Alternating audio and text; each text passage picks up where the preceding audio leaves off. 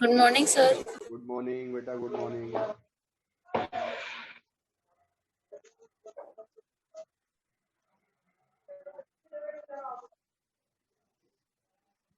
बच्चों मुझे अपडेट करिए कि आपने कहाँ तक कर लिया था कंप्लीट। सर कहाँ तक कंप्लीट हो गया था बच्चा? Yes thermometer. थर्मोमेट्री में दो तरह के थर्मोमीटर, लिक्विड और गैस गैस। यस वाले हो गए थे।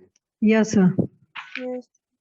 चलिए और बच्चे जल्दी से देखिए, लिक्विड और गैस थर्मोमीटर में कौन सा थर्मोमीटर बेटर होता है बताइए। Gas thermometer.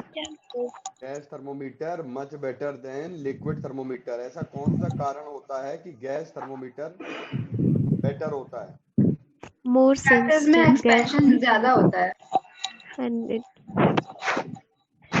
गैसेस जो होती हैं वो ज्यादा एक्सपेंड करती ज्यादा। हैं as compared to liquid. Liquid. हम लोग ये जान जाते हैं कि गैसेस का एक्सपेंशन ज्यादा होता है, तो थोड़ा सा टेम्परेचर बढ़ा देंगे, गैस में जल्दी से आपको रीडिंग आनी शुरू हो जाएगी। एक पेशेंट का टेम्परेचर जो है, एक पेशेंट का टेम्परेचर थोड़ा सा फ्लक्चुएट करता है, लेकिन ये टेम्परेचर आपका गैस के द्वारा नाप सकते हैं जल्दी से, लेकिन आप कभी भी इसको दूसरे किसी थर्मोमीटर से नहीं नाप पाते हैं। Which thermometer is most sensitive, gas या लिक्विड? गैस। चलिए आ जाइए। अननोन टेम्परेचर निकालने का फॉर्मूला आप बता दीजिएगा। अननोन टेम्परेचर निकालने का फॉर्मूला कौन सा होता है किसी भी थर्मोमीटर में, चाहे लिक्विड हो चाहे गैस हो? T is equal to xt minus x0 0 upon x 100 minus x into 100 degree Celsius. चलिए बहुत अच्छा, मैं रिपीट कर देता हूँ। T बराबर एक्स टी और minus x0 divided by x100 minus x0। तो याद रखिएगा, इसको 100 करेंगे इसको हम लोग, तो ये वाला जो आपका बेटा है, सारे बच्चे समझें सर देखें। स्क्रीन नहीं आ रही है सर। स्क्रीन शेयर नहीं करी आपने। अभी मैंने शेयर नहीं करी है, अभी मैं कैसे, अगर स्क्रीन सामने कर देंगे तो सारे बच्चे उस स्क्रीन को देख देख कर बताएंगे। किसी के यहाँ बात हो रही है प्लीज म्यूट कर दीजिए आप, अनम्यूट मत। अच्छा और सुनिए बेटा, जब कभी बात करते हैं हम लोग, सपोज करिएगा हम लोग बात करते हैं कि अगर कोई थर्मोमीटर जैसे गैस थर्मोमीटर है ना, तो कौन सी गैस थर्मोमीटर में कौन सी गैस इस्तेमाल होगी? ज्यादातर बेसिक थर्मोमीटर जो होगा वो कौन सा गैस थर्मोमीटर वाला है? नाइट्रोजन। Nitrogen helium. नाइट्रोजन। नहीं H2, मैंने बोला H2। ज्यादातर आपका जो होगा वो होगा H2। तो H2 का मतलब हो गया कि हाइड्रोजन गैस। अब स्क्रीन आ गई होगी, देखिए। Yes sir. चलिए देखो, प्लेटिनम रेजिस्टेंस से ऊपर 3 लाइन पढ़ो, लिखा है range of gas thermometer H2 के लिए -200 से 500, ये बेसिक है बेटा। फिर N2 और फिर हीलियम, तो N2 वाला और हीलियम वाला है ना, तो ये बड़े स्पेसिफिक हैं। जब भी हमको अपर लिमिट बढ़ानी होती है तो देखो हमने क्या यूज कर दिया, ये नाइट्रोजन। और लोअर लिमिट कम करनी होती है तो देखो हमने हीलियम। किसी बच्चे के यहाँ पे चिड़िया जो है बोल रही है अगल बगल, तो चिड़िया के बोलने की आवाज आ रही है, वैसे तो बहुत अच्छी लग रही है, लेकिन अभी नॉइस पॉल्यूशन हो रहा है ना। चलो अब हमारा अगला थर्मोमीटर है बेटा प्लेटिनम रेजिस्टेंस। जरा प्लेटिनम रेजिस्टेंस थर्मोमीटर को देखिए, बहुत आसान। पहली बात तो प्लेटिनम रेजिस्टेंस थर्मोमीटर जो होता है उसमें आप सारे बच्चे पढ़े होंगे क्लास 12th में, एक लॉ है व्हीटस्टोन ब्रिज, पढ़ा है आप लोगों ने? हाँ व्हीटस्टोन। यस सर, पढ़ा है सर। मैंने पढ़ा है आपने, P upon Q equal to R upon S। Yes sir, yes sir. Physics ये वाला में। इस फिजिक्स हाँ, में। इस लॉ पर बेस्ड होता है आपका प्लेटिनम रेजिस्टेंस थर्मोमीटर। फिर आते हैं रेंज की बात करते हैं। तो रेंज जो होगी बेटा आपकी -200 से लेकर 1200 तक हो। फिर बात करते हैं बेटा प्लेटिनम वायर के अंदर ऐसी कौन सी प्रॉपर्टी है जो आपकी बदलती है टेम्परेचर के साथ, टेम्परेचर के साथ बदलेगा रेजिस्टेंस, उसी प्रॉपर्टी को कहते हैं थर्मोमीट्रिक प्रॉपर्टी। तो मैं आपको एक बात बताऊं, आपको मैंने एक फॉर्मूला बताया कि थर्मोमीट्रिक प्रॉपर्टी, आपको मैंने एक फॉर्मूला बताया था कि थर्मोमीट्रिक प्रॉपर्टी को हम अगर ले लेते हैं x, तो बेटा थर्मोमीट्रिक प्रॉपर्टी अगर ये है x, तो बेटा आप यहाँ पे xt ले सकते हो, x0 ले सकते हो, x100 ले सकते हो। मैंने आपसे कहा था अननोन टेम्परेचर निकालने का फॉर्मूला क्या होता है, ये फॉर्मूला हर एक के लिए एक ही रहेगा। अननोन टेम्परेचर T की वैल्यू होती है xt minus x0 upon x100 minus x0 into 100। तो जब हम बात करेंगे अननोन टेम्परेचर निकालने की, तो उस समय हम इसके द्वारा ये बात कर सकते हैं, है ना। अब आप समझिएगा बात। जैसे मैं आपको बताऊं x, यहां पे कौन सी प्रॉपर्टी है जो टेम्परेचर के साथ वेरी करेगी, रेजिस्टेंस। टेम्परेचर के साथ वेरी करने वाली कौन सी प्रॉपर्टी है उसको बोलते हैं रेजिस्टेंस। टेम्परेचर के साथ बदलने वाली कौन सी प्रॉपर्टी है उसको बोलते हैं रेजिस्टेंस। आइए बेटा, जैसे xt है, ये T टेम्परेचर पे है, तो at T degree Celsius resistance ले लिया RT, at 0 degree Celsius resistance ले लिया R0, eight 100 degree Celsius resistance ले लिया हमने R100। तो बेटा रेजिस्टेंस की वैल्यू पता चल गई आपको। अब माय डियर एक बात बताओ, अननोन टेम्परेचर का फॉर्मूला देखो, RT minus R0 upon R R100 divided by minus R0 R100 into R0 100। ये तो आपकी वो प्रॉपर्टी हो गई जो आप लोगों को मैंने पहले ही बता रखा है कि अननोन टेम्परेचर हम इसी से निकालते हैं। सारे बच्चे समझ लीजिएगा, अननोन टेम्परेचर निकालने के लिए यही फॉर्मूला बेसिक होता है, ये वाला फॉर्मूला। तो आप आराम से लेंथ वाला लिया जाए लिक्विड थर्मोमीटर, तो आप लिक्विड के लिए लेंथ का इस्तेमाल कर सकते हैं। अगर मान लीजिए लिया जाए गैस थर्मोमीटर, तो फिर आप गैस का इस्तेमाल कर सकते हैं। अगर मान लीजिएगा लिया जाता है, सपोज करिएगा अगर लिया जाता है वहां पर, है ना, बहुत ध्यान से समझिएगा बात को, अगर वहां पे रेजिस्टेंस लिया जाता है तो रेजिस्टेंस को इस्तेमाल कर सकते हैं। अच्छा बेटा, तो रेजिस्टेंस बदलेगा टेम्परेचर के साथ, क्या बदलेगा बेटा, रेजिस्टेंस। जो बदलता है बेटा उसी को कहते हैं हम लोग थर्मोमीट्रिक प्रॉपर्टी। जो चेंज करेगा उसको बोलेंगे थर्मोमीट्रिक प्रॉपर्टी। बहुत अच्छे से सारे बच्चे इस चीज को समझ लीजिएगा। जो भी आपका टेम्परेचर के साथ बदलने वाली प्रॉपर्टी होती है उसको कहते हैं थर्मोमीट्रिक प्रॉपर्टी। टेम्परेचर के साथ बदलने वाली जो प्रॉपर्टी होती है उसको कहते हैं थर्मोमीट्रिक प्रॉपर्टी, राइट। तो याद रखिएगा, है ना, याद रखेंगे सारे बच्चे कि प्लैटिनम का जो वायर है, प्लैटिनम का जो वायर है इसको क्यों इस्तेमाल किया जाता है, जरा इतना बता दीजिए। प्लैटिनम के वायर को क्यों इस्तेमाल किया जाता है, प्लैटिनम क्यों इस्तेमाल किया जाता है? पढ़ो, एक लाइन पढ़ो जरा जल्दी से। क्योंकि high melting point conduct and its resistance will increase with देखो एक temperature बात बताते हैं, uniformly.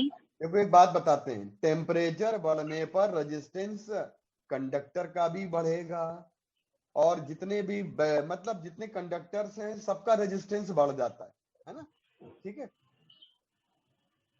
और जो हमारा प्लेटिनम वायर होता है उसका रेजिस्टेंस धीरे धीरे बढ़ता है, मतलब यूनिफॉर्मली बढ़ता है, यूनिफॉर्मली बढ़ता है। मतलब कहने का मेरा मतलब यह है कि जो हमारे प्लेटिनम वायर की बात करेंगे तो प्लेटिनम वायर में जो रेजिस्टेंस होता है वो आपका धीरे धीरे बढ़ता है एंड यूनिफॉर्मली बढ़ता है। हमको वही हम नाप सकते हैं प्लेटिनम वायर की बात करना चाहते हैं अगर, तो प्लेटिनम वायर जो है हम यूज करते हैं इसलिए क्योंकि मेल्टिंग पॉइंट ज्यादा होता है, और मेल्टिंग पॉइंट अगर ज्यादा होता है बेटा, है ना, तो इसका मतलब हो गया कि अगर मेल्टिंग पॉइंट ज्यादा होता है तो फिर हम ये कह सकते हैं कि वो मेल्ट नहीं करेगा, और टेम्परेचर बढ़ने पे रेजिस्टेंस इसका यूनिफॉर्मली बढ़ेगा। याद कर लेना ये वाली प्रॉपर्टी। अब मेरी बात सुनो बेटा बहुत ध्यान से। कंडक्टर्स में ये फॉर्मूला आप सारे बच्चों ने पढ़ा है। रेजिस्टेंस किसी भी कंडक्टर का इस वाले फॉर्मूले से चेंज होता है। Resistance of temperature T, resistance at temperature T, RT equal to R01 plus alpha T। तो ये समझ लीजिएगा R1 हो गया, बहुत ध्यान से सुनिएगा, ये RT हो गया।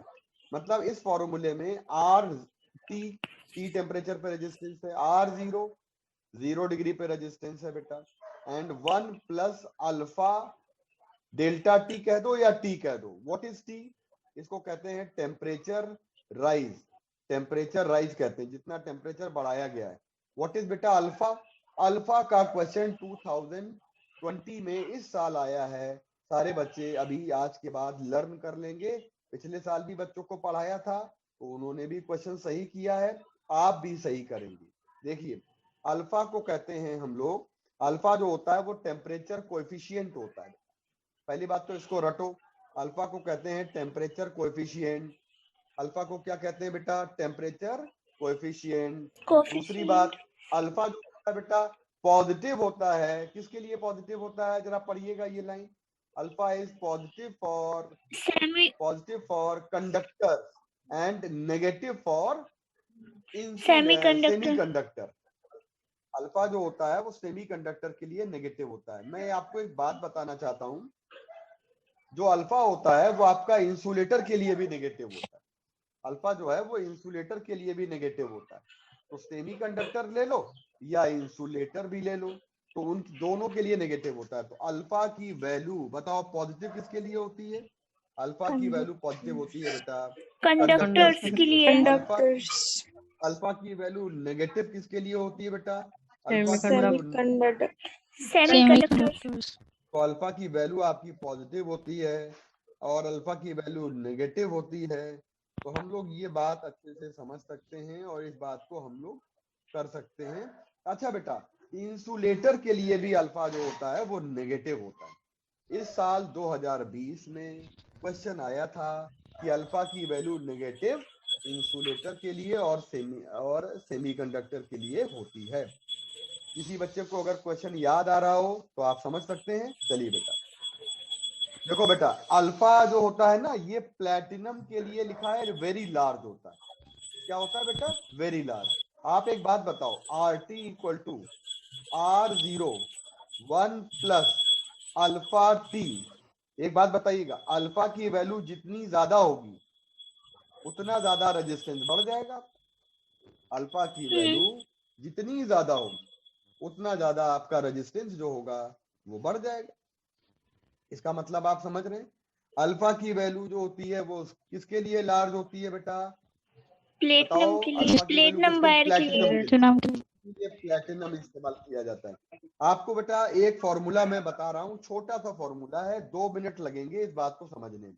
जरा देखिएगा, ये बताइएगा इस फॉर्मूले में रेजिस्टेंस ये वाला किस टेम्परेचर पे है, बता दीजिए जरा। T डिग्री पे, unknown temperature T degree, unknown temperature कोई भी है T डिग्री टेम्परेचर पे।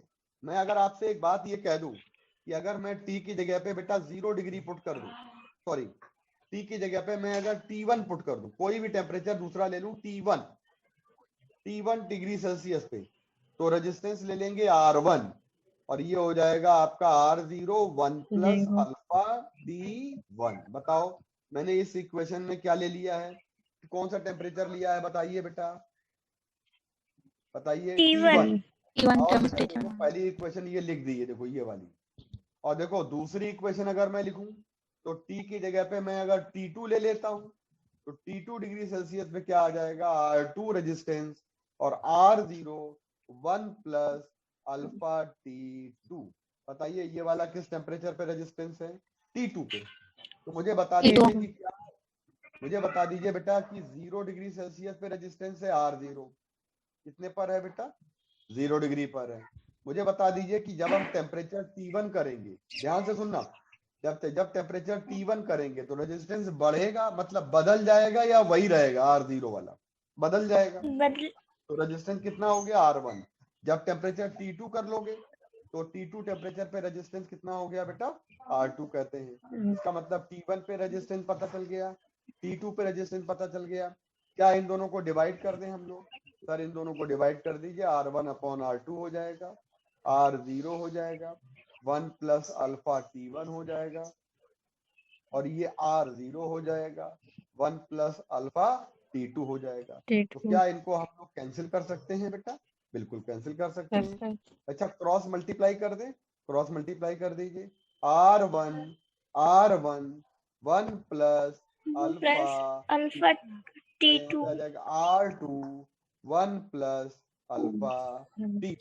बेटा मल्टीप्लाई कर सकते हो, मल्टीप्लाई कर दीजिए। तो जब आप मल्टीप्लाई करोगे तो क्या हो जाएगा, R1, ध्यान दीजिएगा, R1 प्लस मैं बोल रहा हूँ, मैं आप अल्फा लोग बोलिए, मैं T2 बोल equal two plus R2 alpha T1। बेटा सुनो, एक बहुत बड़ी बात, मैंने मान लिया, क्या माना, मान लिया कि T2 temperature greater than T1। बताओ कौन सा टेम्परेचर बड़ा है, T2। तो बताओ रेजिस्टेंस कौन सा बड़ा होगा, बड़े टेम्परेचर पे रेजिस्टेंस बड़ा होगा, R2 बड़ा हो जाएगा R2 और R1 हो जाएगा। तो मुझे लगता है सारे बच्चों को ये बात बहुत अच्छे से समझ में आ गई है, सारे बच्चों को ये बात समझ में बहुत अच्छे से आ गई है। इसका मतलब हो गया कि R2 ग्रेटर है, तो R1 को उधर ले आओ और इस वाले फैक्टर को इधर ले आओ। तो जब आप इस वाले फैक्टर को लाओगे इधर तो क्या आ जाएगा, R1 alpha T2 minus R2 alpha T1 equal to हो जाएगा R2 माइनस R। बेटा यहां से अल्फा कॉमन ले लो, तो R1 T2 minus R2 T1, बेटा ये आ जाएगा R2 माइनस, बताओ अल्फा की वैल्यू यहां से निकल आएगी बेटा, ये देखिए निकल आई, ये देखिए मैंने फॉर्मूला बता दिया, अल्फा की वैल्यू फाइंड कर ली। What is the unit of alpha, per degree Celsius. Alpha की यूनिट बताओ बेटा, पर डिग्री सेल्सियस कहते हैं, पर डिग्री सेल्सियस। तो मुझे लगता है, मुझे बता दीजिए सारे बच्चे कि क्या आप लोगों को ये कॉन्सेप्ट क्लियर हो गया अच्छे से। जल्दी से एक एक लाइन बताइए अच्छे से, जल्दी से एक एक लाइन बताइए। पहले बताइए मुझे कि प्लेटिनम का वायर लेंगे या हम लोग प्लेटिनम का वायर लेंगे। प्लेटिनम के वायर में कौन सी, प्लेटिनम के वायर में कौन सी चीज ऐसी है जो हमें बेटर, मतलब जो हमको ये बताती है कि प्लेटिनम हमको लेना high melting point, high melting point और अल्फा इज ग्रेटर, या प्लेटिनम का जो कोफिशिएंट है वो बड़ा होता है, ठीक है।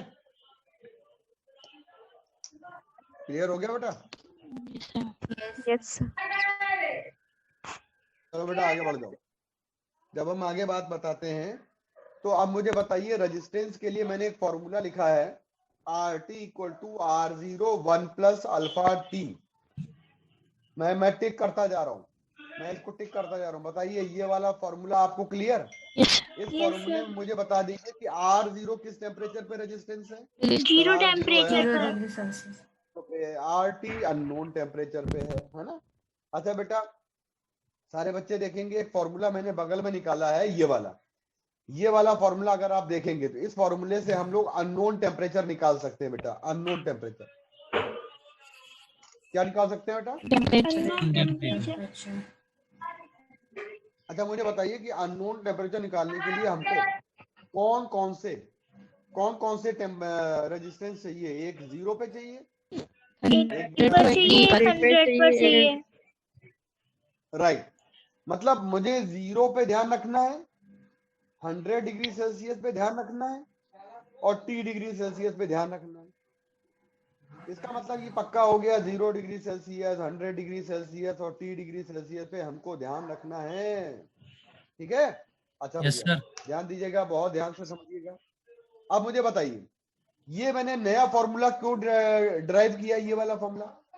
क्योंकि इस फॉर्मूले में मैंने टेम्परेचर T1 ले लिया है। बोलो क्या लिया है? T1 वन की वैल्यू कुछ भी हो सकती है, 17 degree, 18 degree, 20 degree, 50 degree, 27 degree, 30, कोई भी वैल्यू एक्सेप्ट 0 एंड 100। और मैंने अगला क्या टेम्परेचर ले लिया बेटा? इसको कहते हैं T2। ये आपके R1 और R2 हैं। ये वाला फॉर्मूला जो नीचे निकल के आया है, इस फॉर्मूले में एक खास बात है। तो देखो मैंने दो फॉर्मूले बताए आपको। एक तो बताया मैंने आपको, दो फॉर्मूले बताए। एक बताया alpha equal to R2 minus R1, R1 T2 minus R2 T1, बता दिया। अच्छा बेटा, दूसरा फॉर्मूला मैंने इधर बताया, T equal to RT minus R0, R100 minus R0 100। ये आप बता सकते हैं, सुन लीजिए ध्यान से। इस वाले फॉर्मूले में और इस वाले फॉर्मूले में बेसिकली दो बातों का अंतर है कि जो पहला फॉर्मूला है ये वाला, इसमें रेजिस्टेंस खास टेम्परेचर पे लेते हैं, 0 पे, 100 पे, T पर। और जो दूसरा फॉर्मूला है ये वाला, इसमें रेजिस्टेंस हम लोग जो है R1 R2 यानी कोई भी दो टेम्परेचर ले लेते हैं, T1 T2 कोई भी ले लेते हैं। तो मुझे लगता है आप लोगों को ये बात समझ में अच्छे से आ गई होगी, यानी कि अब हम लोग प्लैटिनम रेजिस्टेंस थर्मोमीटर कंप्लीट कर चुके हैं। आ जाओ बेटा, नेक्स्ट वाले पे आ जाते हैं। ये वाला जो आपका जो क्वेश्चन है, ये मैं बताने जा रहा हूं। इस देखो, प्लैटिनम रेजिस्टेंस थर्मोमीटर खत्म। एक और मैं क्वेश्चन आपको बता दूं। देखो ये कौन सा क्वेश्चन लिखा है बेटा, ये देखो, loss of platinum wire is called stem correction. ये लाइन पढ़ रहे हैं सारे बच्चे?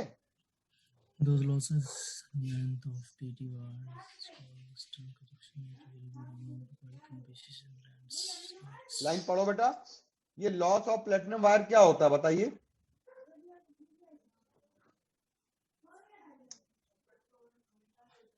Less the loss in length, अगर लेंथ को कम कर दें। नहीं मैं बता रहा हूँ, सारे बच्चे सुनो प्लेटिनम ध्यान की से। Length wire is called stem correction. मैं बता रहा हूँ, सारे बच्चे सुनो ध्यान से। मान लीजिए एक वॉल है, चलो और बच्चों से पूछते चलते हैं। प्राची यादव तो अपने आप बोलती है, बाकी बच्चे एकदम हमें लग रहा है सुन रहे हैं। चलिए, आस्था सिंह क्लास कर रहे हो बेटा? आज कई बच्चों का आज कई बच्चों का जो है फोन आया हमारे पास, मैसेज पड़ा हुआ है कि सर वो लेट हो जाएगा, रावण जलाने गए थे, लौट रहे हैं। फिक्र आ गई? जीतू सिंह, खुशबू, PS दिव्यार्थी, अरे संदीप कुमार, आवाज आ रही है मेरी? Yes sir. वेरी गुड बेटा। सौरभ यादव, शिखा पांडे, सोनम चौहान। चलो बेटा, बहुत से बच्चों का आया कि सर मैं यहाँ पर हूँ, मैं वहां पर हूँ, छूट जाएगा मेरी क्लास। मैंने कहा कोई बात नहीं, चलो आज की क्लास किसी तरह से करनी है। आइए बेटा, तो आपके सामने दो दीवार बना के रखी हुई है। एक दीवार ये वाली है बेटा और एक दीवार आपकी ये वाली है। आपके घर में भी जो है ये दोनों वॉल हैं और कपड़े सूखने का तार बांधना है। आपके घर में कपड़े सूखने का तार बांधना है। कोई बच्चा ऐसा है जिसके घर में कपड़े सूखने का तार लोहे का हो? Yes sir.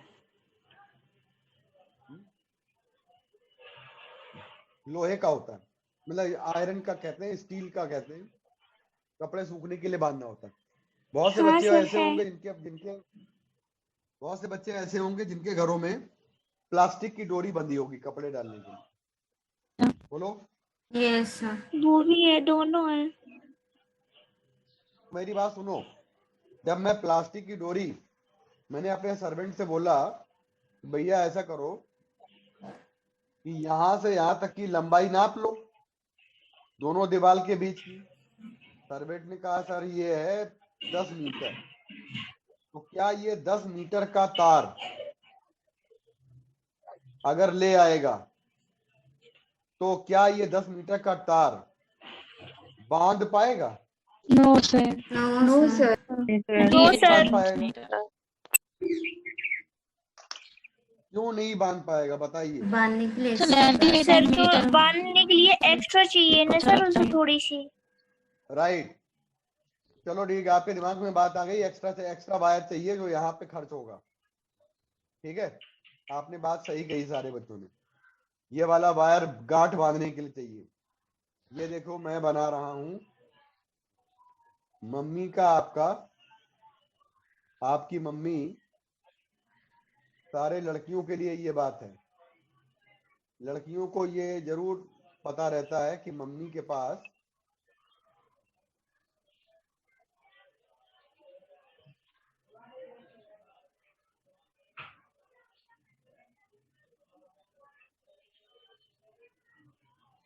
मम्मी का हार देखा है सारे बच्चों ने? Yes sir. Yes. Yes sir.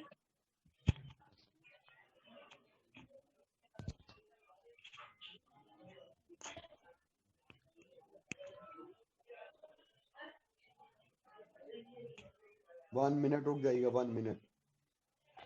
Mummy के हार में जो गोल्ड का हार है बेटा, डायमंड का हार है, आपने सबने देखा होगा। देखो इधर, ये देखो डायमंड के, ये सब गोल्ड और डायमंड लगा हुआ है। ये मम्मी का हार है। मम्मी का हार पे नजर है लड़कियों की, खास तौर से। नजर लड़कों की भी है लेकिन लड़कियों की ज्यादा है। ये देखो मम्मी का हार, ठीक है बेटा।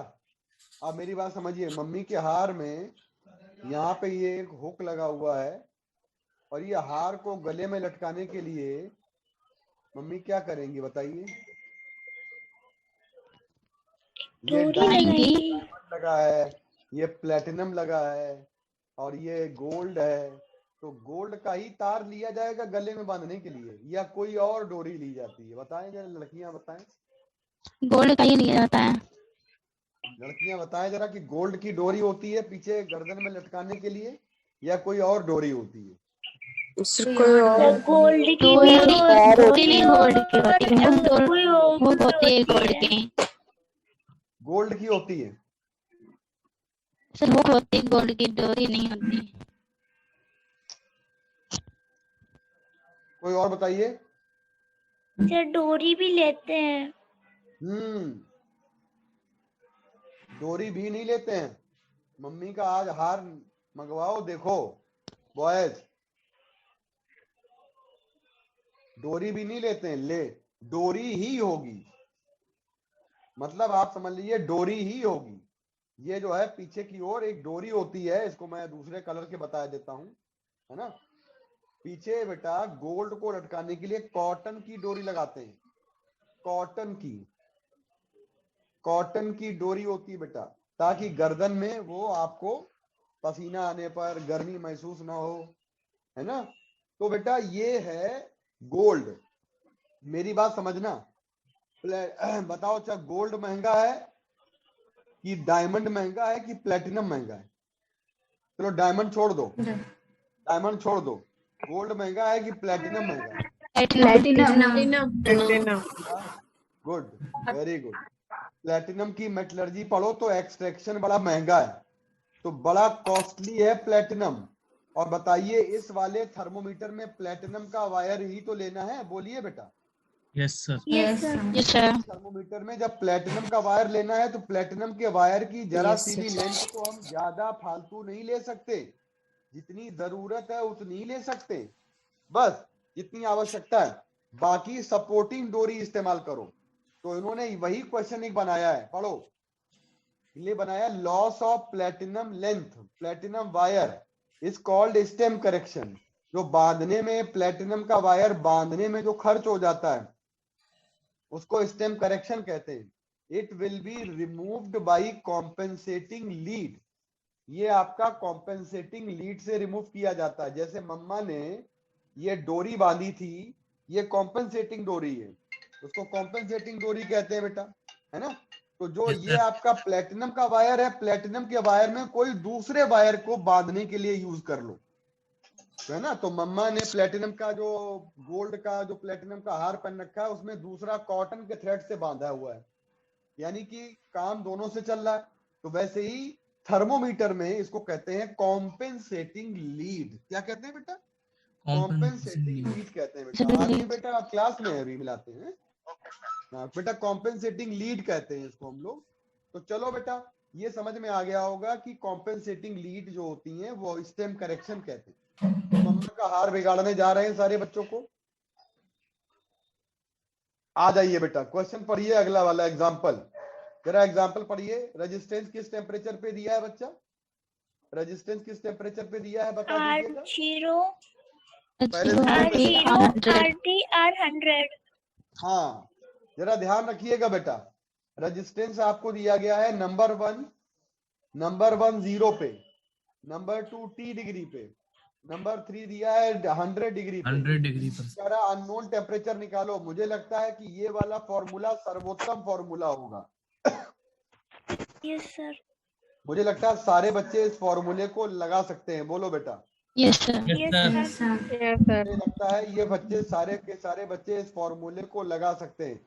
तो 1 मिनट में इसका आंसर आ जाएगा. बोलो RT कितना है? 5.29. बोलो R0 कितना है?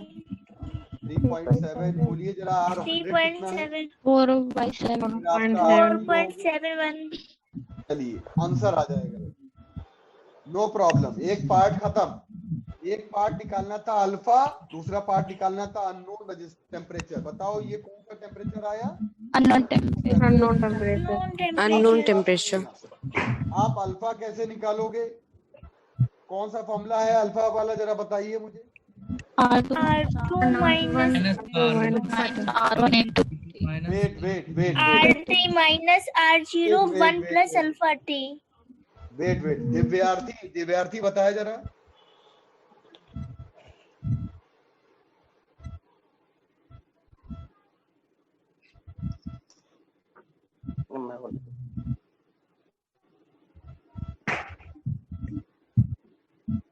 बताओ भैया दिव्यार्थी.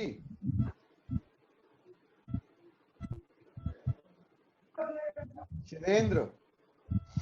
Yes sir. बॉयज में yes sir. Devendra Pratap.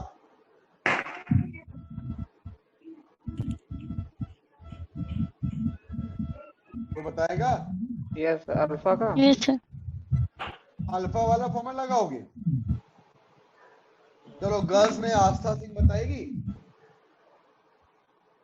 Sir alpha वाला नहीं लगेगा. अल्फा वाला नहीं लगेगा, यानी आस्था ने मना कर दिया कि R2 माइनस R1 और R1 T2 minus R2 T1. अगर आप ये लगाओगे फॉर्मूला, है ना, तो बेटा एक बात मैं बताऊंगा आपको, सारे बच्चे सुन लेना. भाई एक बच्चे ने कहा कि हम ये वाला फॉर्मूला लगा सकते हैं.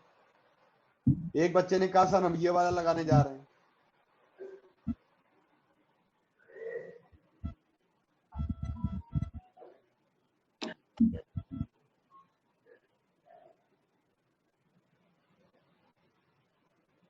कौन सा वाला लगाने जा रहे हैं बताइए.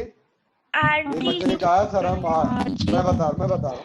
एक बच्चे ने कहा सर हम ये लगा दो R0 तो ज्यादा अच्छा रहेगा. जब हम ये फॉर्मूला लगा देंगे तो ज्यादा अच्छा रहेगा, है ना. रुक जाना 1 मिनट. वेट.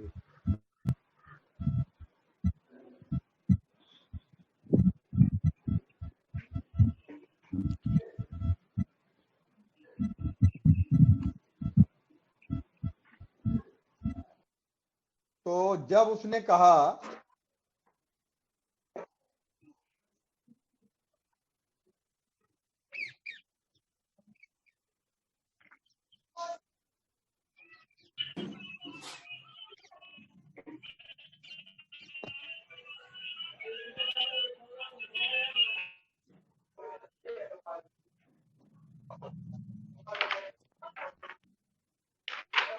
नहीं करना, लिखना जरा थोड़ा सा। ये जो है एक बच्चे ने कहा कि सर इसको जो है आप ऐसा करिए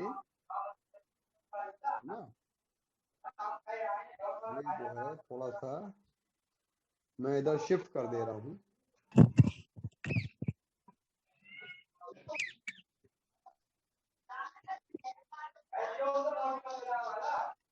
स्क्रीन दिख रही है बेटा पूरी? Yes sir. अच्छा ठीक है। अब एक ने बोला कि सर ऐसा करो, फॉर्मूला लगाओ वो वाला जिसमें आरटी केवल एक लाइन में फॉर्मूला लिखो। मैंने कहा कौन सा वाला भैया लगाया जाए? सर ये लगाइए, ये वाला फॉर्मूला जो इन्होंने लगाया है, आरटी वाला formula. RT equal to R0 1 plus alpha delta t. तो अगर एक बात बताओ, अगर ये फॉर्मूला लगाओगे तो आपको ये भी पता होना चाहिए ना, जैसे इन्होंने लगाया 100 डिग्री सेल्सियस पे रेजिस्टेंस, तो आराम से लगा सकते हैं, बिल्कुल आराम से आप इसको लगा सकते हैं, जहां जरा सी भी दिक्कत नहीं होगी, आप इसको आराम से ट्राई कर सकते हैं। बिल्कुल सर आराम से ट्राई। स्क्रीन चली गई। अच्छा एक मिनट, वेट बता दिया करो, ठीक है, वेट। अगर स्क्रीन चली गई है तो मैं 1 मिनट लगेगा। हाँ चलो बताओ, आ गई कि नहीं आ गई? Yes sir. तो जब एक बच्चे ने कहा सर ऐसा करिए, ये फॉर्मूला जो है आप लगा दीजिए, तो अब मैं आपको फॉर्मूला जो अलग अलग लगा के बताने जा रहा हूं, जरा समझिएगा, दोनों बातों में अंतर भी है।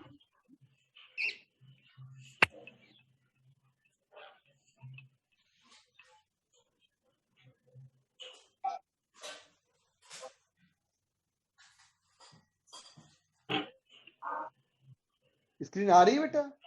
Yes sir. Yes sir.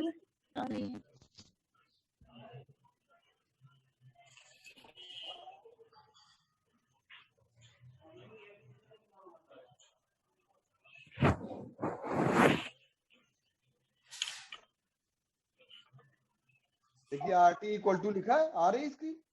नहीं आ रही सर। नहीं आ रही नहीं सर।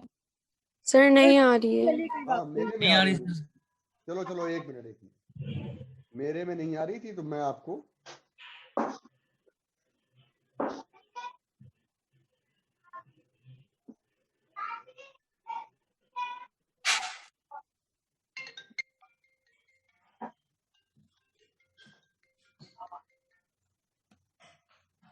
क्लास में। हाँ बेटा आ रहा है, बेटा स्क्रीन आ रही है बेटा? नहीं सर। नहीं आ रही है। नहीं आ रही सर। तो नहीं तो हम अभी क्लास ले रहे हैं, हम क्लास में। हाँ बेटा जरा देखिए जल्दी से, स्क्रीन आ रही कि नहीं आ रही? नहीं आ रही सर। नहीं आ रही। No sir. तो ठीक है, वेट।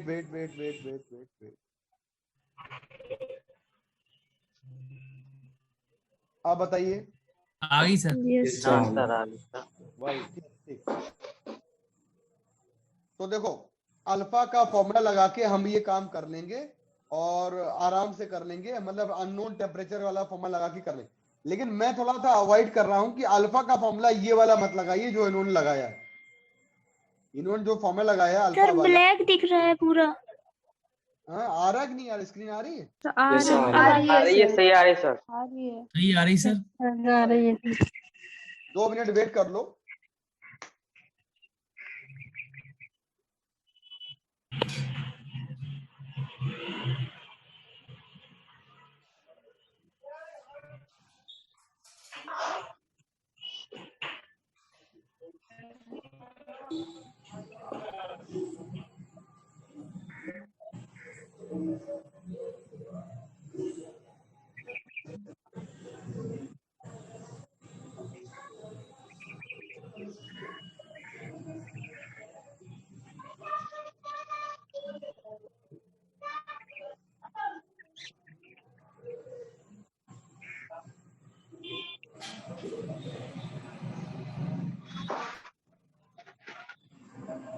अच्छा अब आगे। Yes sir. तो चलो यस सर। हाँ आगे बेटा, आगे सारे बच्चों को। Yes sir. Yes sir. जाओ बेटा। देखो अननोन टेम्परेचर जहां पे लिखा है वहां दिख रहा है आप लोगों को, मैंने टी वाला जी फॉर्मूला सर। Yes sir. ठीक है, अब आगे बढ़ो। ये मुझे बताओ कि अब मुझे अगर निकालना है अल्फा, एक बच्चे ने कहा कि सर अल्फा के लिए आप फॉर्मूला लगा दीजिए ये वाला R2 वाला।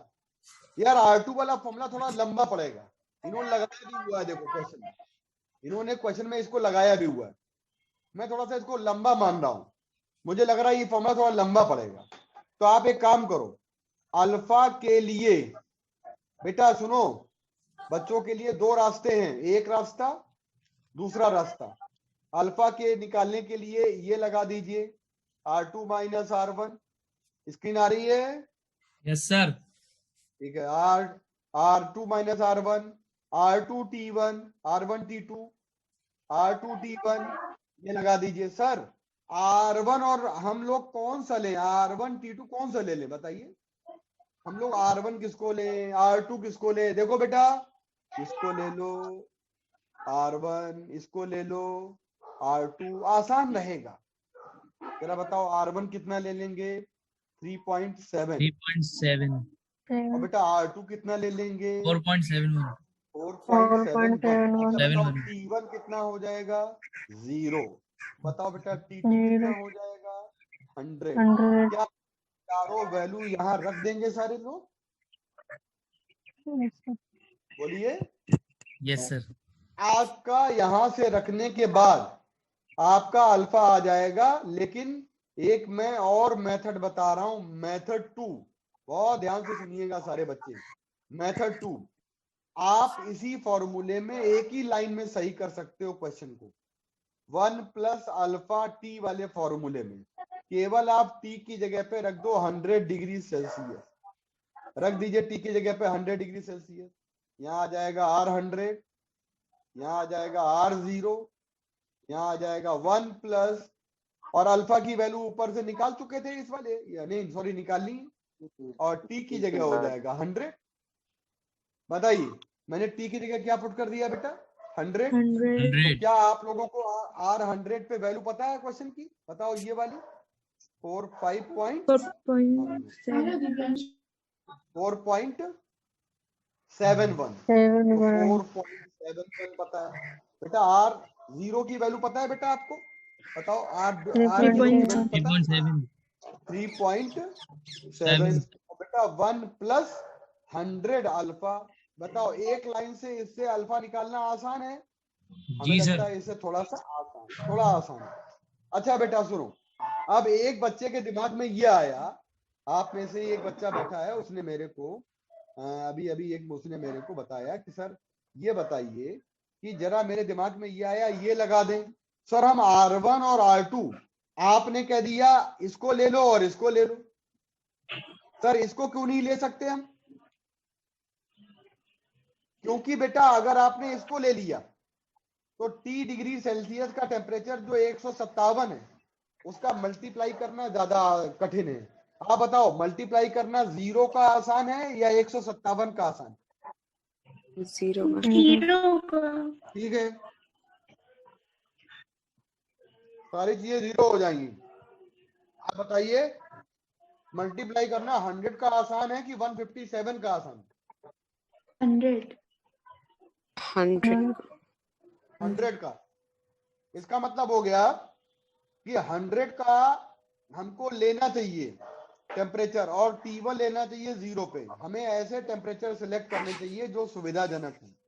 बोलो बेटा क्लियर हो गया जिसने क्वेश्चन पूछा था ये? आगे आ जाओ, नेक्स्ट वाले पे आ जाओ। इसी तरह से आप ये क्वेश्चन भी कर लोगे, नो प्रॉब्लम, आप लगाइएगा इसको। ठीक है, चलिए एक आते हैं हम लोग, एक लास्ट थर्मोमीटर है, इस चैप्टर का लास्ट वर्क है ये, इस चैप्टर का ये आखिरी काम मैं करने जा रहा हूं, फिर ये आपका आज ये चैप्टर खत्म। बोलो रेडी? Yes sir. स्टार्ट करें? Yes sir. Yes sir. चलो बेटा,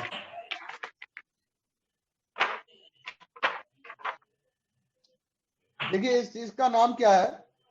ये आपका थर्मोमीटर है, इसको कहते हैं इलेक्ट्रिक थर्मोमीटर, या इसको कहते हैं थर्मोकपल।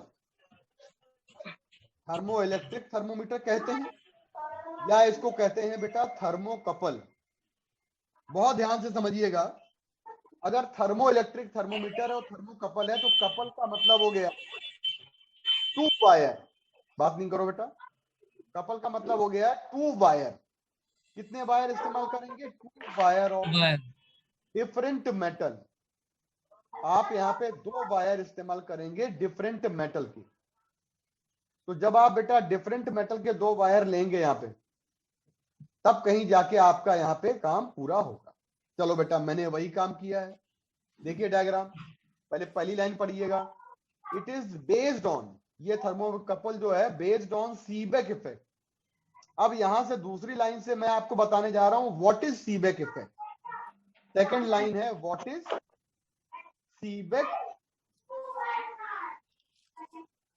Seebeck effect. तो क्वेश्चन है व्हाट इज सीबेक इफेक्ट। हम लोग यहां से इसका आंसर पढ़ेंगे। देखो बेटा, सीबेक इफेक्ट जो है वो अपने आप में एक प्रोसीजर है। बेटा किसी के यहाँ पे बात हो रही है, वहां पे म्यूट कर लीजिए क्योंकि बहुत ही इंपॉर्टेंट थर्मोमीटर है।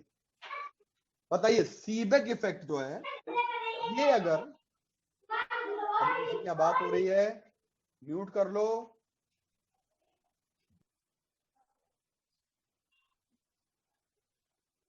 म्यूट कर लिया, चलो। तो सीबेक इफेक्ट जो होता है ये ऐसा थर्मोमीटर है जिस थर्मोमीटर सीबेक इफेक्ट में हम प्रोसीजर पूरा बताने जा रहे हैं। सीबेक इफेक्ट जो है ना, प्रोसीजर बताने जा रहे हैं। देखो मेटल 1, ध्यान देना, मेटल 1 और मेटल 2 2 वायर ले लिए मैंने। डायग्राम देखिएगा, डायग्राम मेरी पेन जो है डायग्राम की तरफ चल रही है। मेटल 1 मेटल 2 वायर को हमने क्या बना लिया? ज्वाइन कर दिया। ये लिखा है 2 wire different metal are joined end to end, मिला दिया डिफरेंट टेम्परेचर पे, आर मेंटेन एट 2 जंक्शन। एक जंक्शन ये मिलाया बनाया और एक जंक्शन मैंने ये बनाया। मेरे बच्चे सब ध्यान देना मेरी बात को, सारे बच्चे ध्यान देना। मान लीजिए मेरे कान में बेटा देखो, ये मेरे पास 2 वायर है। सारे बच्चे देखना, मेरे पास 2 वायर है। एक वायर ये है और एक वायर ये है। मैंने दोनों वायर को एक जगह यहां बांध दिया, एक जगह यहां बांध दिया। दिख रहा है डायग्राम? दिख रहा है मेरे हाथ में क्या है? Yes sir. 2 वायर को एक इस फिंगर पे बांधा हुआ है, एक यहां बांधा हुआ है। तो जहां पे बांधते हैं उसको कहते हैं जंक्शन। बताओ क्या बोलते हैं? जंक्शन। जंक्शन। तो जिस जगह पे बांधा है उस जगह पे जंक्शन बना। और पहला जंक्शन ये वाला, इसको कोल्ड जंक्शन कहा जाता है क्योंकि इसको हमने कम टेम्परेचर पे रखा है। यहाँ पे हमारा पानी का टेम्परेचर कम है, पानी ले लो या कोई भी लिक्विड ले लो। यहाँ पे टेम्परेचर ज्यादा है तो इसको हॉट जंक्शन कहते हैं। तो बताइए दोनों टेम्परेचर, दोनों जंक्शन को डिफरेंट टेम्परेचर पे रख रहे हो या सेम टेम्परेचर पे रख? Different temperature. आप अपने मन में क्वेश्चन करो, क्वेश्चन पूछो व्हाट इज सीबेक इफेक्ट। सारे बच्चे अपने मन में क्वेश्चन पूछेंगे what is Seebeck effect, what is Seebeck effect, what is Seebeck effect. Seebeck effect क्या होता है? अगर हम 2 वायर डिफरेंट मेटल के जोड़ लेते हैं, दोनों के जंक्शंस को डिफरेंट टेम्परेचर पर रख देते हैं। ओके, इतना काम समझ में आया?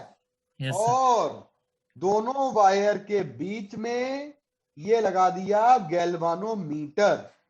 तो मेरी बात सुनिएगा सारे बच्चे बहुत ध्यान से। बहुत अच्छा थर्मोमीटर है ये वाला, बहुत इंपॉर्टेंट भी है बेटा। देखिए सर, ये वाला वायर ले लिया हमने, ब्लैक वाला वायर ले लिया। सर ये ग्रीन वाला वायर ले लिया, ग्रीन वाला ले लीजिए आप। बीच में लगा दीजिए कहीं पर भी गैल्वानोमीटर लगा दीजिए।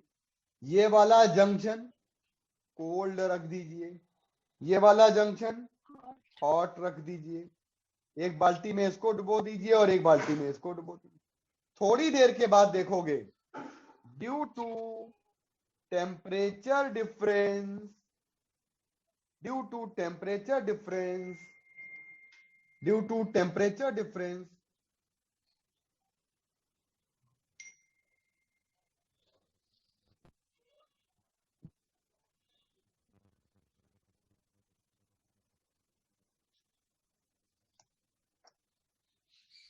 चलो, due to temperature difference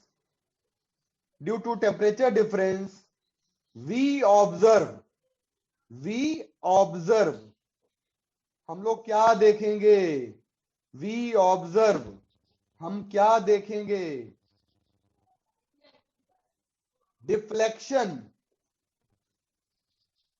we observe deflection in galvanometer.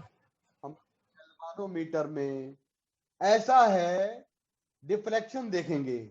क्या ये बच्चों को समझ में आया? बताओ कितने वायर लोगे? दो वायर, मेटल 1 मेटल 2। मेटल 2। एक सवाल उठता है कि सर दोनों मेटल के सेम कर लें, दोनों मेटल सेम ले लें? नहीं, डिफरेंट, तभी ये प्रॉपर्टी मिलेगी, अदरवाइज ये प्रॉपर्टी नहीं मिलेगी। तो क्या मिला हमको? क्या जादू हुआ? दो वायर को लेके जोड़ लिया, दोनों जोड़ने पर जो जंक्शन बना, पहला जंक्शन रख दिया मैंने कोल्ड पर, दूसरा जंक्शन मैंने रख दिया बेटा हॉट पर। कोल्ड जंक्शन हो गया एक, हॉट जंक्शन हो गया दूसरा। मेरी बात समझ रहे हैं आप? कोल्ड जंक्शन हो गया 1, हॉट जंक्शन हो गया 2। तो हमने गैल्वानोमीटर जो लगाया, इस गैल्वानोमीटर में हमको डिफ्लेक्शन मिलने लगा। इसी को नाम दिया था सीबेक इफेक्ट। सारे बच्चे सुनिएगा, इसी को नाम दिया था सीबेक इफेक्ट। क्या नाम दिया था बेटा इसको? Seebeck effect. क्योंकि इसको बताने वाले थे सीबेक। इसको बेटा बताने वाले कौन थे? सीबेक। इसको बताने वाले थे बेटा सीबेक। इसको कहते हैं हम लोग सीबेक इफेक्ट कहते हैं बेटा। इसका मतलब आप लोगों को एक बात ये अच्छे से समझ में आ गई होगी कि सीबेक ने क्या ऑब्जर्व किया था। सीबेक ने देखा था डिफरेंट मेटल के वायर, सीबेक ने लिया था दोनों वायर को जोड़ लीजिए, जंक्शन बना लीजिए। सीबेक ने कहा था अगर दोनों वायर को जोड़ेंगे तो जंक्शन पहला वाला और जंक्शन दूसरा वाला अलग अलग टेम्परेचर पे रखेंगे, ठीक है। फिर सीबेक ने देखा कि ये आपका क्या है? गैल्वानोमीटर। गैल्वानोमीटर जब लिया है हम लोगों ने, तो गैल्वानोमीटर जब लिया है बेटा, समझ लीजिएगा ध्यान से, यहाँ पे मिलने लगा डिफ्लेक्शन। तो ये डिफ्लेक्शन हुआ कैसे? ये लाइन पढ़ो, due to temperature difference we observe. अच्छा मुझे एक बात बता दो, इस सीबेक इफेक्ट में, सीबेक के इस इफेक्ट में कौन सी एनर्जी किस एनर्जी में बदल रही है? हमें लगता है हीट एनर्जी, थर्मल एनर्जी यहाँ पे इलेक्ट्रिकल एनर्जी में बदल रही है। Heat energy converting into electrical energy. Heat energy किस में बदल रही है बेटा? बता दीजिए। Electric energy. मुझे लगता है आप लोगों को ये बात बहुत अच्छे से समझ में आ गई होगी। Okay yes sir. तो ये था आपका सीबेक इफेक्ट। इसका डायग्राम ये तो मैंने बना के दिखाया है। आप सारे बच्चों से मैं कहूंगा इसका कोई स्क्रीनशॉट मत लीजिए, ये वाला डायग्राम पहले से बना हुआ है, इसका स्क्रीनशॉट सारे बच्चे ले लेंगे। क्या है बेटा? देखो देखो दोनों तरह के वायर मैंने नीचे कोल्ड जंक्शन हॉट जंक्शन बना के मैंने उनको मेंटेन कर दिया। तो हमने यहाँ देखा, क्या देखा बेटा? डिफ्लेक्शन। ये लाइन पढ़ो, मैंने देखा डिफ्लेक्शन इन गैल्वानोमीटर। गैल्वानोमीटर में डिफ्लेक्शन है, किसकी वजह से है? पढ़ो, ड्यू टू टेम्परेचर डिफरेंस। तो कौन सी एनर्जी किस में बदल रही है? पढ़ो, हीट एनर्जी किस में बदल रही है? Electrical energy. इसका मतलब हो गया ये लाइन आप लोगों को बहुत अच्छे से क्लियर हो गई होगी। अब आ जाइए प्रैक्टिकल वैल्यू पे आ जाइए। मेरी बात समझ में आप लोगों को आ गई होगी बेटा।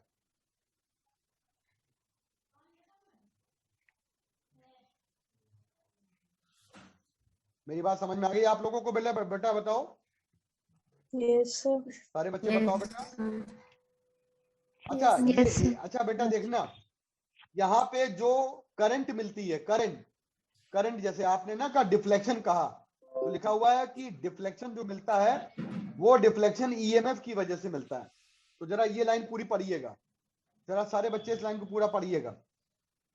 ये मैं हटा रहा हूं, अब मैं दोबारा से शेड करूंगा। वी टेक टू वायर और different metal joined at the two and junction, their different temperature are maintained. At the two junction, we observe an EMF across the junction. This EMF is called thermo EMF. इस EMF को कहते हैं thermo EMF।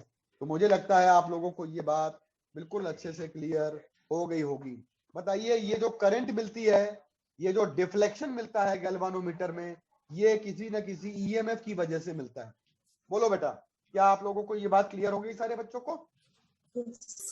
आपको पता है EMF का full form क्या होता है? कोई बताएगा ईएमएफ का फुल फॉर्म? Electromotive force. ठीक है बेटा, इलेक्ट्रोमोटिव फोर्स, बिल्कुल सही आपने कहा।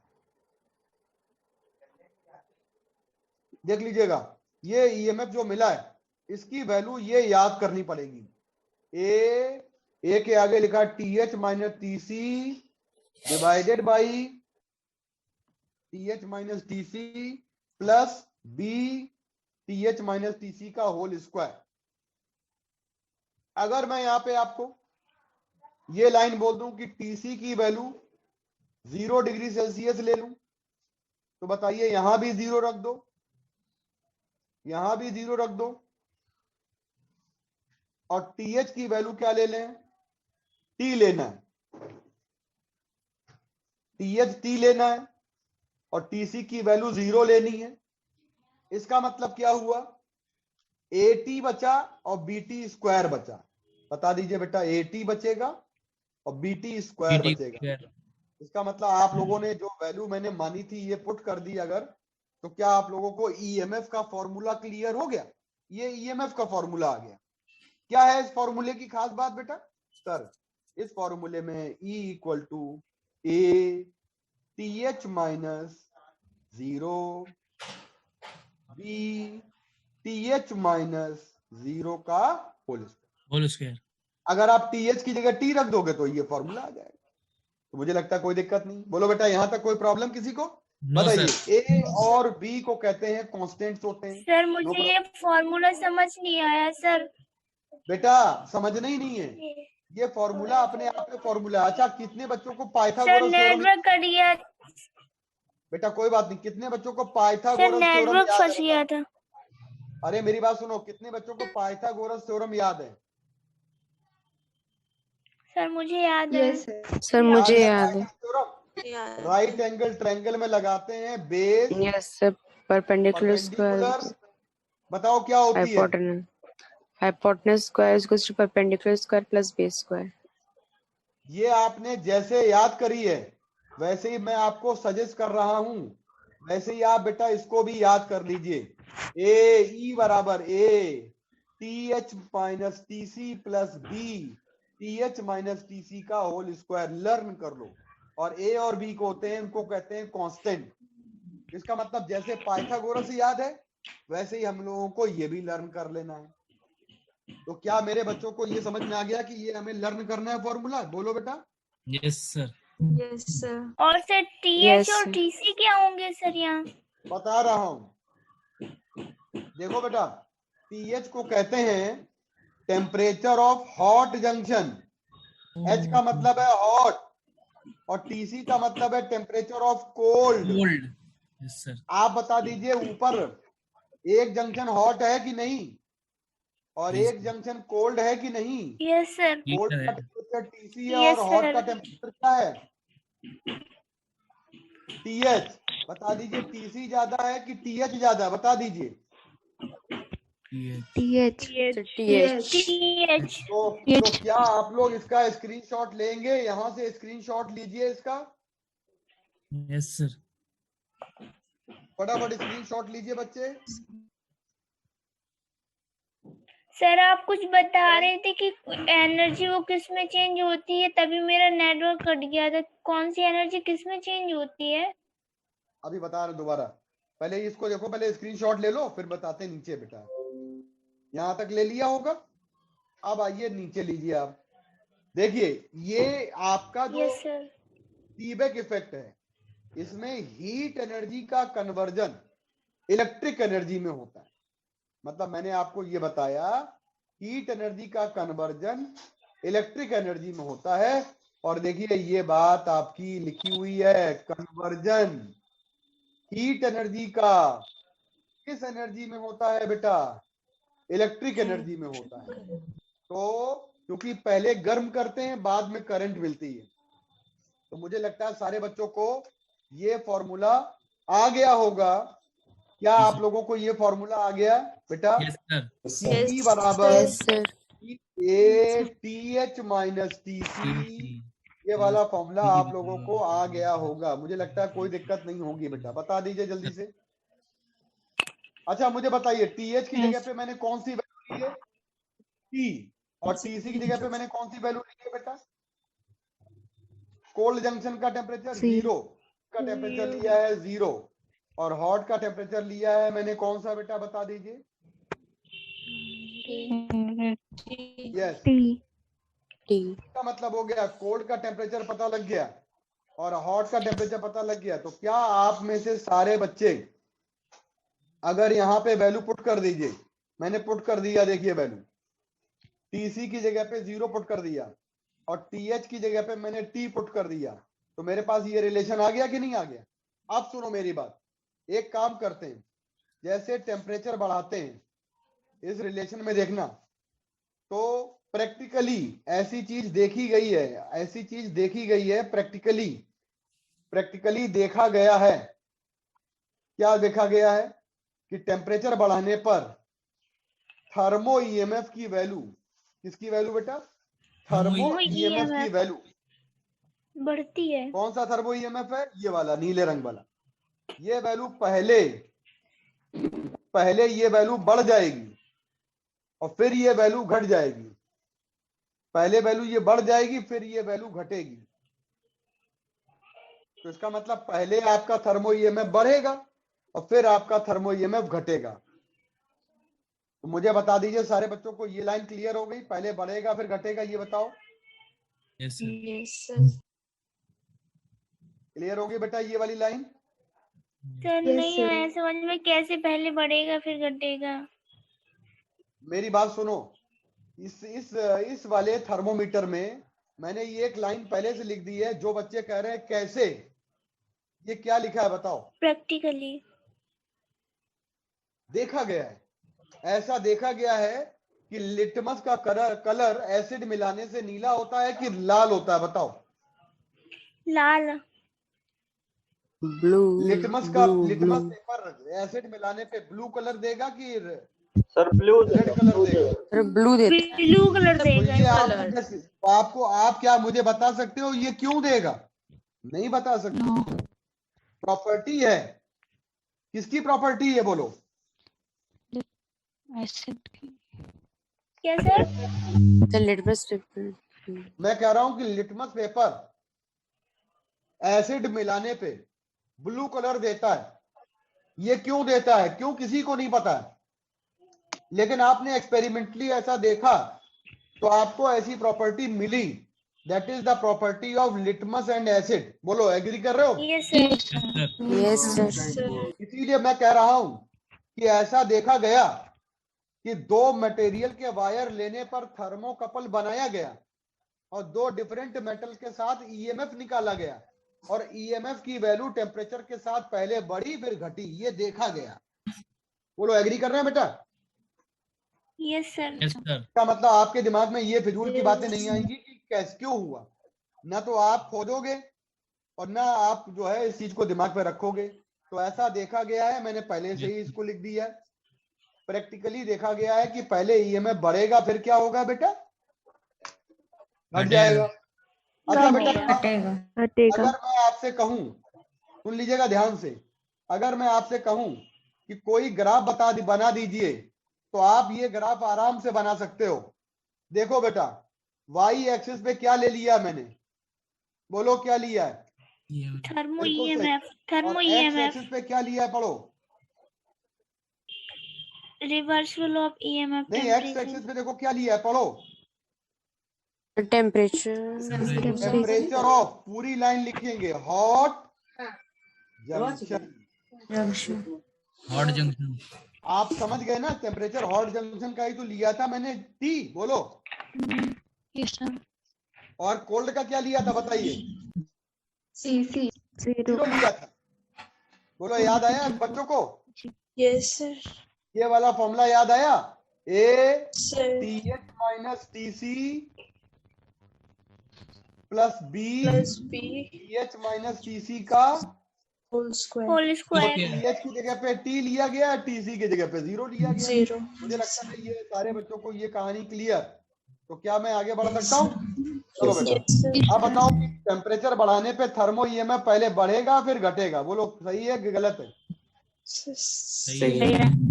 इसके बाद ये बात प्रैक्टिकली है कि फंडामेंटली है? बोलो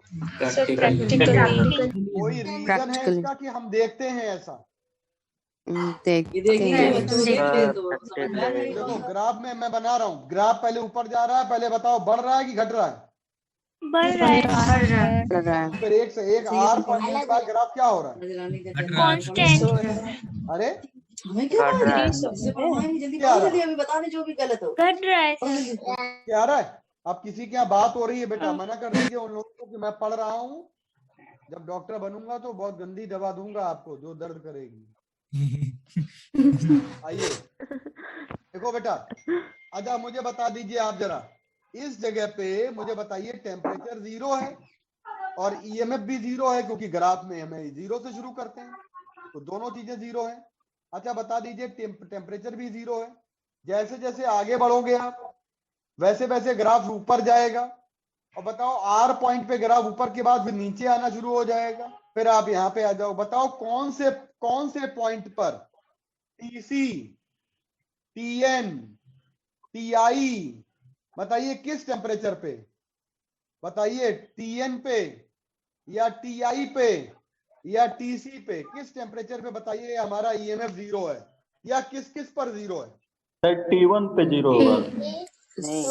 पे जीरो होगा। बोलो टी पर भी तो जीरो है। सर टीआई पे टीसी पर जीरो है कि नहीं बताइए? ईएमएफ की वैल्यू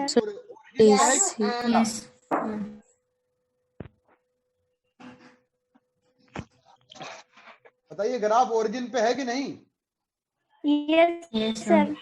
तो क्या बताइए यहाँ पे जीरो होगा कि नहीं होगा? Yes sir. होगा ना। इसका मतलब है ग्राफ हमारा ओरिजिन से शुरू होता है तो वहां पे जीरो हो जाता है। तो जरा ध्यान दीजिएगा कहाँ पे जीरो होगा? सर यहाँ पे जीरो ओरिजिन होगा। पर। और टीआई पर जीरो होगा। बोलो बेटा टीआई पर जीरो होगा कि नहीं होगा? बताइए बच्चों। Yes sir. इसका मतलब ईएमएफ हमारा कितनी जगह जीरो होता है? दो जगह सर। पहला कहाँ पे है? टीसी पे जीरो होता है। कहाँ पे है? टीआई। याद रखना, टीआई। टीआई से कौन सा? रुक जाओ टीआई कौन सा टेम्परेचर है? अरे बता रहे हैं देवी, बता रहे हैं। अच्छा मुझे बताइए टीआई के बाद ईएमएफ नीचे जाता है, देखो उल्टी दिशा में जा रहा है, नीचे ग्राफ जा रहा है। नीचे ग्राफ जा रहा है कि ऊपर जा रहा है? बोलो नीचे जा रहा है। नीचे। अच्छा सर आपने ग्राफ कैसे बनाया? मैंने बोला प्रैक्टिकली ऐसा बनाया। टीआई के बाद हमको प्रैक्टिकली ग्राफ नीचे मिलता है, ऊपर नहीं मिलता है बेटा। तो बताइए टीआई कैसा टेम्परेचर है जो ईएमएफ की वैल्यू को रिवर्स कर देता है? मुंह से बोलो फिर से। टीआई टेम्परेचर के बाद ईएमएफ की वैल्यू रिवर्स हो जाती है ना? बोलो याद रहेगी पक्का? Yes sir. टीआई पर ईएमएफ की वैल्यू टीआई के बाद रिवर्स हो जाती है, टीआई के आगे रिवर्स हो जाती है। तो कोई बताएगा टीआई पे ईएमएफ कितना होता है? जीरो। तो बिल्कुल सही बोला, टीआई पर जीरो होता है। टीआई के आगे बढ़ोगे तो नेगेटिव हो जाएगा सर। रिवर्स हो जाएगा, नेगेटिव। अब एक बच्चा कहता है सर एक बार आप बना के दिखा दीजिए, बड़ा अच्छा रहेगा। चलो बेटा बना दिया मैंने। यहाँ पे क्या लेंगे वाई एक्सिस पे? ईएमएफ। यहाँ पे क्या लेंगे बेटा? टेम्परेचर हॉट का कि कोल्ड का? बोलो। Very good. बताइए इस पॉइंट पे बताइए ईएमएफ की वैल्यू कितनी? 0 इस पॉइंट पर हमारा टेम्परेचर कोल्ड का कितना? 0 डिग्री बताइए ग्राफ हमारा पहले ऊपर जाएगा कि ऊपर नीचे? जाएगा। ऊपर हमें सर। पता है ईएमएफ की वैल्यू बढ़ेगी या घटेगी? बोलो। बढ़ेगी। बढ़ेगी, बढ़ने के बाद ईएमएफ हमारा बढ़ने के बाद नीचे आने शुरू हो जाएगा। बोलो बेटा। कम हो जाएगा। यस जब हमारा ईएमएफ नीचे आना स्टार्ट हो जाएगा तो ऊपर जाने के बाद ईएमएफ हमारा नीचे आना स्टार्ट हो गया। तो बताइए मैक्सिमम वैल्यू पहुंचने के बाद यहाँ पे ईएमएफ की वैल्यू मैक्सिमम है, उसके बाद हमारा ईएमएफ घटना शुरू हो गया। यहाँ पे बताओ ईएमएफ कितना है? बताओ। 0 सर। 0 इस टेम्परेचर को बोलते हैं 0 है। Inversion temperature. TI क्या नाम बोला मैंने? Inversion temperature. TI को क्या बोलेंगे? Inversion temperature. क्यों बोला इन्वर्जन? आपके घर में इन्वर्टर लगा है? Yes sir. Yes sir. Inverter का काम होता है इन्वर्जन करना। इन्वर्जन का मतलब हो गया एसी को डीसी में बदलना और वापस डीसी को एसी में बदल देना। किसका काम बताया मैंने? बोलो बेटा। इन्वर्टर का। इन्वर्टर का। इन्वर्टर का काम हो गया। इसका मतलब है कि इन्वर्जन टेम्परेचर के बाद हमारा ग्राफ नीचे की ओर जाएगा। जब ग्राफ नीचे की ओर जाएगा ऐसा देखा गया है तो किस टेम्परेचर के बाद ईएमएफ हमारा निगेटिव हो जाता है? बोलो। इन्वर्जन टेम्परेचर के बाद। अच्छा गुड। पर इसके पहले ये पॉजिटिव है, इसके बाद नेगेटिव है। तो कौन से कहते हैं जब ईएमएफ हमारा उल्टा हो जाता है या अपनी डायरेक्शन बदल देता है? बोलो। इन्वर्जन। टेम्परेचर पे बताइएगा ईएमएफ की वैल्यू मैक्सिमम होती है। न्यूट्रल इसको बोलते हैं बेटा न्यूट्रल टेम्परेचर। नाम लीजिए। क्या बोलते हैं बेटा इसको? Neutral temperature. बेटा गुड। अच्छा मुझे बता दीजिए सारे बच्चे, न्यूट्रल नाम कैसे डाला? मैं बता रहा हूँ। ग्राफ का आधा हिस्सा है बताइए ये बढ़ने वाला, ईएमएफ बढ़ने वाला है, और ग्राफ का आधा हिस्सा ये वाला है जिसमें ईएमएफ घट जाता है। बोलो बेटा। Yes sir. यहाँ पे ईएमएफ बढ़ता है और यहाँ पे ईएमएफ क्या होता है? इधर वाले पार्ट में घटता है। तो बीच वाले पार्ट में क्या कहेंगे? बीच वाले पार्ट में ईएमएफ ना बढ़ेगा ना घटेगा। अच्छा बताओ, जो बेस नहीं होता है, जो एसिड नहीं होता है, वो कैसा होता है? न्यूट्रल। गुड। मैं यही कहना चाहता हूँ, ना बढ़ेगा ना घटेगा। तो बीच के टेम्परेचर का नाम बोलो। Neutral temperature. स्क्रीनशॉट लीजिए ग्राफ का, जल्दी से स्क्रीनशॉट लीजिए ग्राफ का।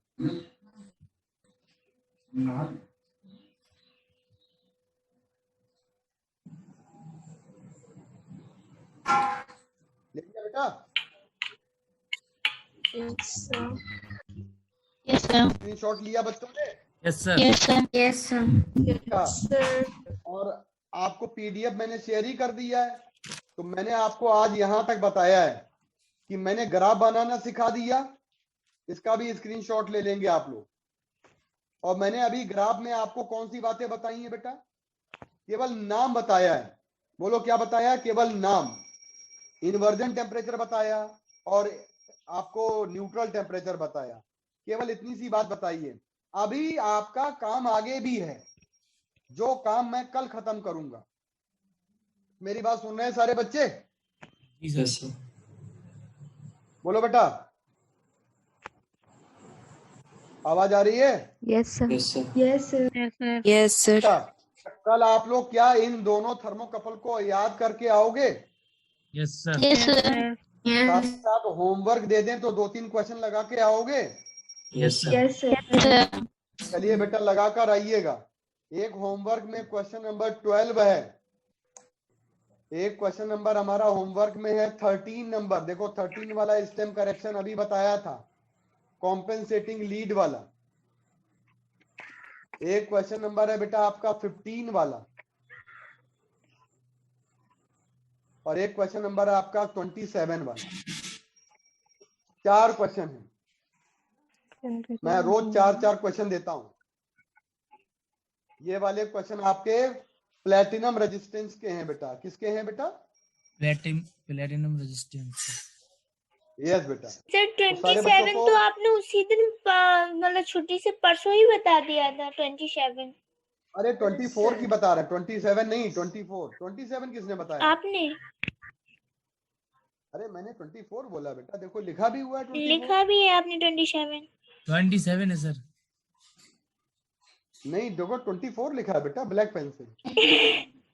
अब सर आपने बोला मगर 27 था। चलिए ओके, समझ में आ गया। सर का अच्छा, कॉन्फिडेंट तो देखो, मैं भी कंफ्यूज हो रही थी। अच्छा मेरी बात सुनिए, आप लोग यहाँ तक तैयार करेंगे पूरा। कल की क्लास हो सकता है मैं 1.5 से 2 घंटे, क्योंकि मेरा टाइम ओके। धीरे धीरे बढ़ेगा। ओके और बिल्कुल भी दिमाग में कंफ्यूजन मत पालिएगा। जितना पढ़ाया जाएगा समय से पहले आपका संडे के पहले सिलेबस खत्म हो जाएगा। थर्मल एक्सपेंशन भी मैं कराऊंगा। क्या कराऊंगा बोलो? Thermal expansion. हाँ चलिए बेटा, 5 मिनट के लिए अपनी अगली क्लास शुरू करिए।